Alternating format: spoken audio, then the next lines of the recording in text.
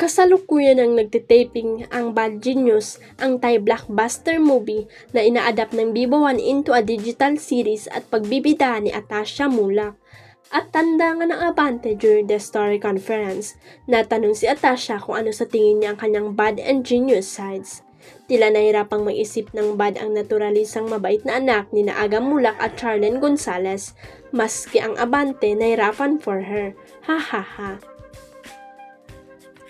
Hindi naman bad pero weakness, sabi niya, medyo kunting perfectionist ako, meaning I really pay attention to the details and I expect myself to be able to do the work that's needed.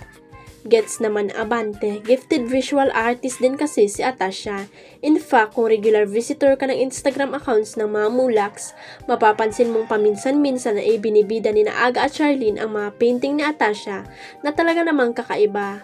As a painter, talaga namang madidetalye si Atasha at naya-extend niya yon sa ibang facets ng buhay niya. At feeling ng Abante dahil challenge accepted sa kanya ang role niya sa Bad Genius bilang scholar na makakaisip ng isang massive cheating scheme for money, kaya alam namang gagalingan niya. I'm sure fresher ngayon si Bagets dahil all eyes will be on her. Pero kinaya nga niyang mag-aral at mamuhay sa abroad ng solo, I'm sure maitatawid niya ito.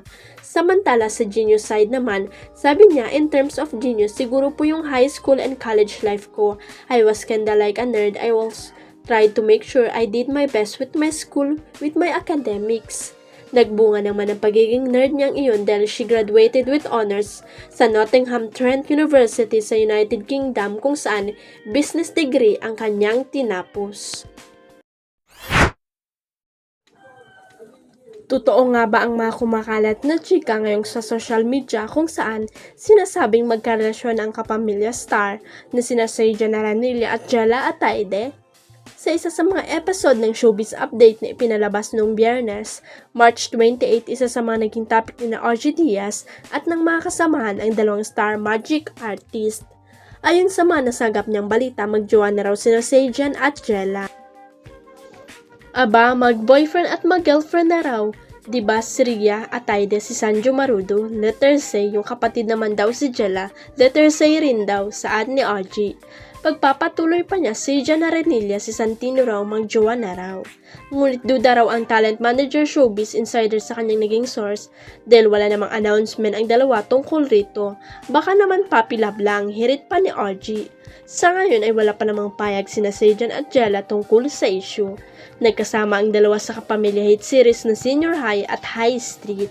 Abangan na lang natin kung kailan nga ba maglalabas ng payag ang dalawa hingil sa chika.